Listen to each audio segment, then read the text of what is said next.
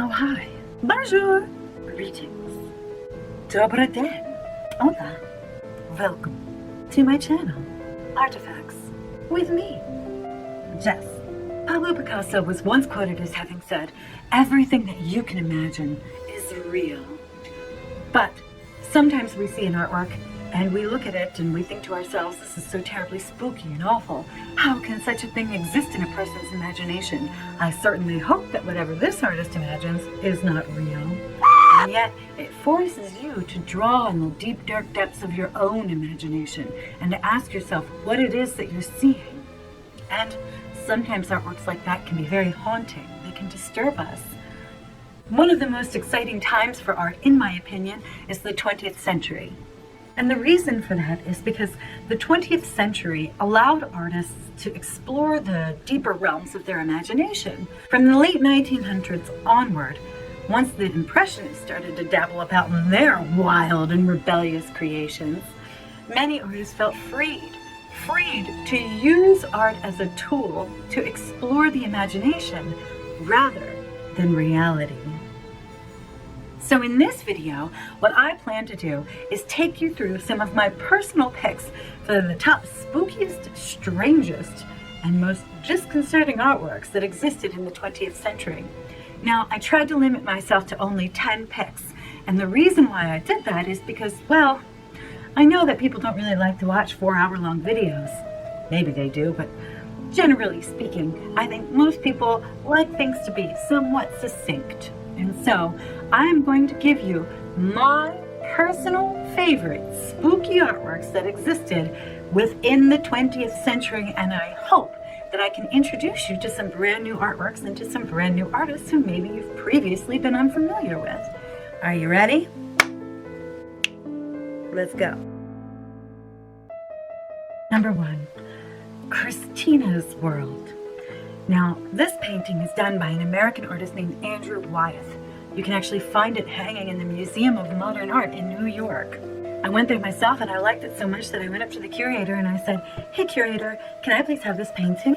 And he said, "Oh, normally it would probably be worth a couple $1,000,000, even though it was originally purchased by the curator of the MoMA for only $1,800. For you, Jess, it's absolutely free." And I said, "Thanks." So I had it. I'm just kidding, that's not the real one. It's just a print. So, what is it that makes this painting so spooky? Well, first of all, you, the viewer, you're not welcome here. You're intruding on some strange and haunted scene in which you've not been invited into. The subject isn't turned with her face toward you, acknowledging you, inviting you. Her back is to you. And her face, her expression, well, we can only surmise that her face is as sallow and twisted as her unnatural contraposture pose. Hansa yellows, burnt sienna, sallow ochre shades blended into a dreary, desolate world, devoid of sunlight or shadow. This gray, sunless sky is casting a bleak and ambient light all over the lifeless field, and our stricken subject is lying alone, and we watch in intrusive angst, hoping she won't slowly turn around to notice that we have invaded her hopeless, painted prison. The field is all that stands between her and this strangely ominous home in the distance, and yet, as a result of her physical incapacity, it may as well be 1,000,000 miles away. The sense of longing displayed by Christina is heightened by this colorless, barren, uninhabited world, leaving us with the feeling of intense disquiet. This painting doesn't leap out at you. Rather, it draws you in and it holds you until you're too uncomfortable to remain here. It's an icon of American art, but it didn't become iconic because it's so happy and so full of joy. It became iconic because of its haunting nature. God by the Baroness.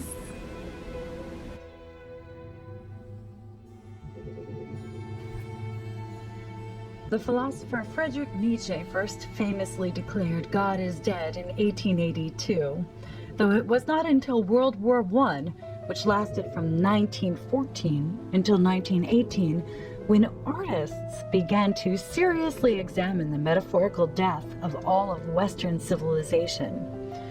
The artists themselves led the suicide of art, through the Dada anti-art movement, which began officially in the dark, smoky rooms of the Cabaret Voltaire in Switzerland in 1916.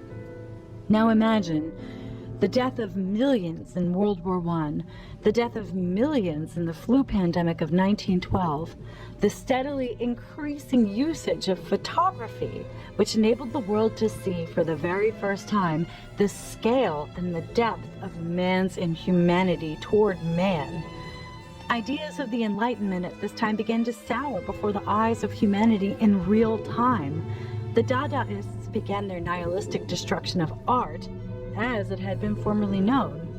They undertook the destruction of beauty, of sense.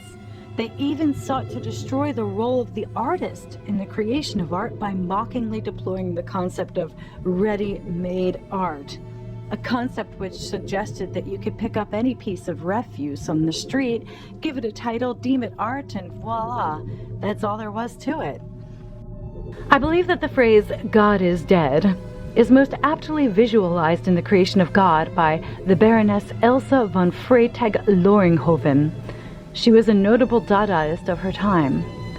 God is a 10.5-inch high cast iron plumbing trap turned upside down and mounted on top of a wooden miter box. The Baroness, the creator of God, was a fascinating figure herself. She was an artist's model, an artist, and a poet. She helped one of her husbands stage a suicide to escape debt. She worked in a cigarette factory. She dressed herself in found debris, and it said that she eked out a living in the Weimar Republic, post-World War I, teetering on the edge of insanity. She is allegedly one of the co-creators of the famed Fountain, a work of ready-made art typically attributed to Marcel Duchamp. The god of the centuries prior to the god of the Baroness was a god of glory and salvation, sometimes intimidating, sometimes terrifying, but always great, superior, inspiring. The god of the post-Great War era was a god of the death of belief in the goodness of man. And that's why this anti-artistic creation casts a pall of eerie despair over the world of 20th century art. Europe After the Rain. Europe After the Rain is actually the second painting by the same title, done by Max Ernst, an artist credited as a founder both of the Dada anti-art movement and the Surrealist art movement. His first version of Europe After the Rain was completed in 1933, which was the very same year that Hitler took power. Europe After the Rain No. 2 was painted the year after World War II spread its fetid black tentacles across the continent of Europe, before the specter of the First World War could fade into the shadows of man's consciousness. Europe After the Rain shows us a twisted, ruined world, a dystopian landscape, the apocalypse of war, the earth festering with a cancerous nuclear overgrowth. Two solemn and terrible figures stand among the wreckage, locked in caricatures of classic poses. The last vestige of human civilization remaining after the reign of man's unfettered inhumanity toward man. This painting can be found in the Wadsworth Museum in Hartford, Connecticut, in the USA. The Art Critic by Raoul Hausmann. Raoul Hausmann was one of the aforementioned Dadaists, and he created the Art Critic between 1919 and 1920. In case you can't tell, I find quite a lot of the art that was created by the Dadaists to be profoundly unnerving. A flimsy, trashy photo montage depicts for us an art critic, his face twisted into a belabored, contemptuous sneer, nonsense riddled about his head. His double-breasted suit suggests that he wears the costume of respectability, and yet his suit is yellowed, appearing molded over, as if to suggest that his pseudo-respectable uniform is some ancient relic of the past. Behind him, a pyramid-shaped 50-mark German banknote, appearing to be tucked into his jacket, suggesting that the art critic is no more than a soulless shred of paper to be bought and sold, ultimately suggesting that the art lauded by the critics is no more than a meaningless purchase. Thus, the art critic depicts a hateful, sarcastic portrayal of the death of the dreams of grandeur that had bolstered mankind in centuries prior. The Art Critic, in loathing mockery, spits in the face of capitalism, spits in the face of art, and spits in the face of the two commingling the coming future world. It is a darkened display of the temperaments of the time.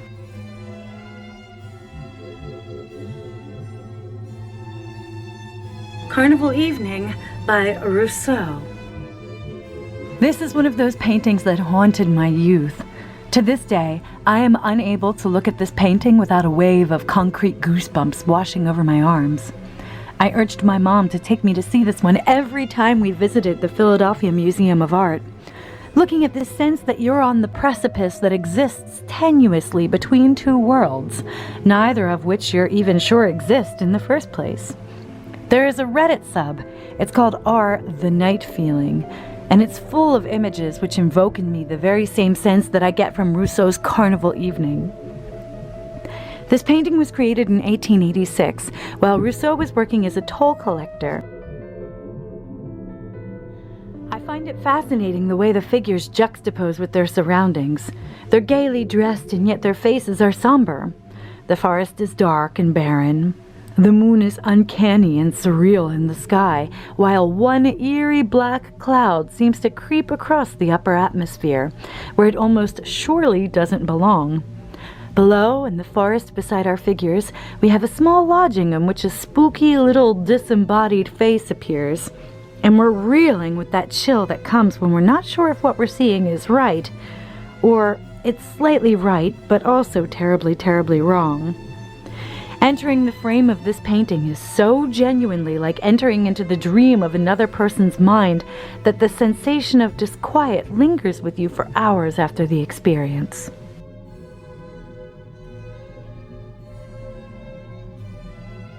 The Visit by one of the most quotable and notable artists, Pablo Picasso. About 2 years ago, I hosted a seminar on board ships called The Art of the State Hermitage Museum. In my opinion, one of the most beautiful and poignant works of art by Pablo Picasso that I've personally ever seen. So if you've got a notebook, make sure you take notes.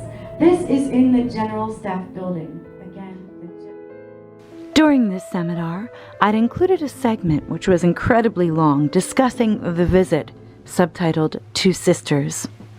Putting this seminar together took me dozens of visits to the State Hermitage Museum in St. Petersburg, Russia, innumerable hours squinting in front of books and computer screens after 10-hour days spent in the art gallery, doing weeks of sleep-deprived research, and during this time, I traveled deep into the world of Pablo Picasso. The paintings of his blue period are best summarized by his quote, "Art flows through pain and sadness." Picasso's blue period was triggered by the public suicide of his friend Casagemas, and the paintings which followed thereafter were paintings of the impoverished, the broken, and the forgotten. In 1902, Picasso paid a visit to the Saint-Lazare Hospital for Prostitutes, and upon return to Barcelona, he began the work for this painting.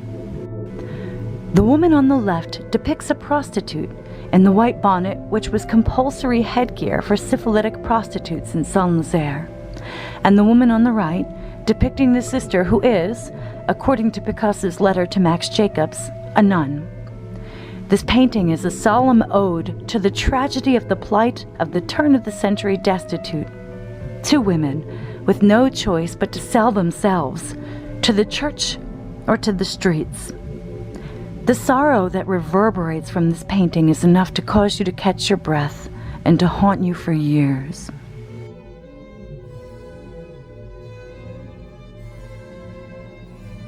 Guernica by Pablo Picasso. The Power of Art is a BBC documentary series written and presented by Simon Scamma, a professor at Columbia University in New York.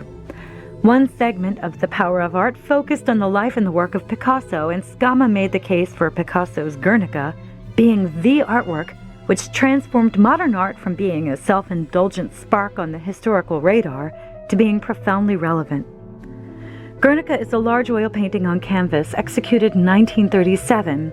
It's considered by many art critics to be one of the most moving and powerful anti-war paintings in history. The gray, black and white painting is 11 feet by 25 feet. The fact that the painting is black and white renders the feeling that we're viewing the twisted tragedy of the German bombing of the Spanish town of Guernica on newsprint, a snapshot of history in high contrast, the hideous headlines screaming out horror, destruction, and death. A mother, her face twisted in inhuman agony, holding the body of a lifeless innocent in her arms. The tangled dead, eyes askew, staring sightless at the black sky in open-mouthed horror, and the brutal glare of the lamp in the sky, the harsh light of the future world casting an unforgiving illumination on the scene of unforgivable brutality.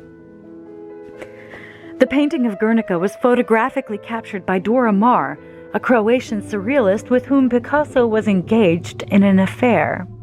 It's said that Dora herself painted the redundant lines left of center across the painting.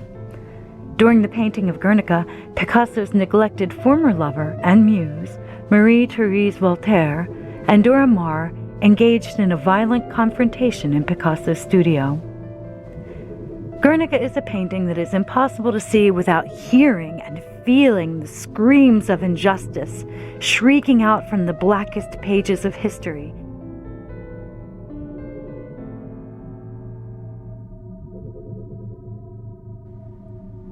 Portrait of a Journalist by Otto Dix.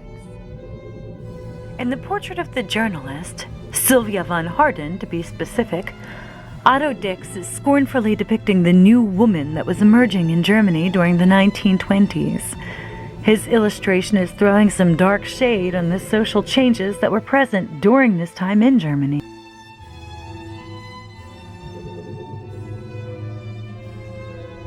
The new woman was a woman who had abandoned all that it was to be female in decades prior. A female intellectual, this new woman smoked, she drank, she cared nothing for beauty or classic femininity, as evidenced by her stocking carelessly rolling down, her masculine utilitarian haircut, her unsmiling, toothy mouth, and she didn't trouble herself about marrying or having children. She is clearly single based on her large, splayed, ringless, and manly fingers. In 1965, Otto Dix said, "We want to see things completely naked, clear, almost without art." I invented the new objectivity. Otto's naked disdain for this new woman in this new world is chilling. The shrieking pink walls, the sore, boiling reds. Nothing about this painting is created to suggest anything other than an ugly, sexless, loveless, graceless future for the coming centuries. The Unexpected Answer by Magritte. This painting gave me nightmares in my youth.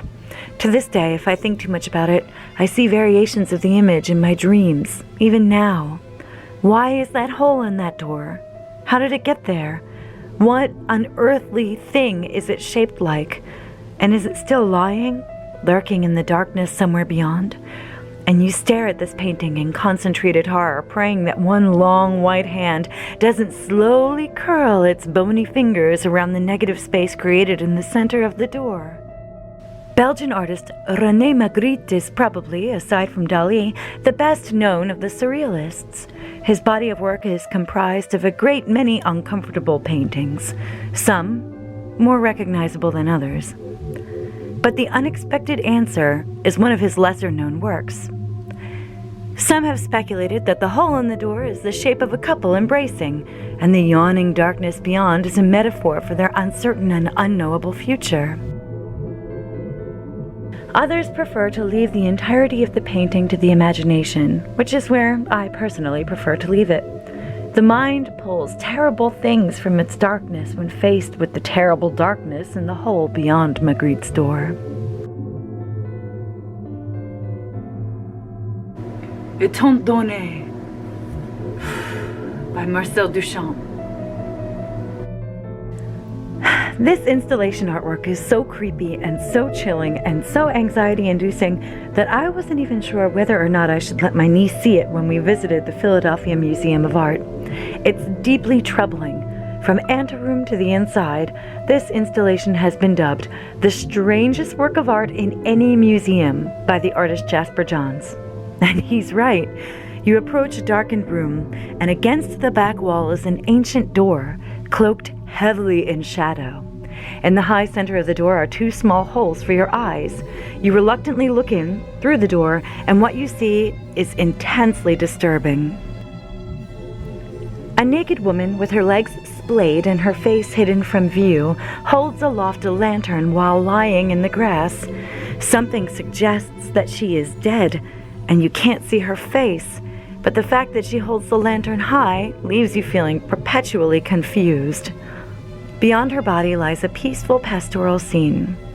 You feel as if you've witnessed a crime or some intensely private deed in which you've now become complicit, since you were the one who stumbled upon the door and you were brazen enough to look through.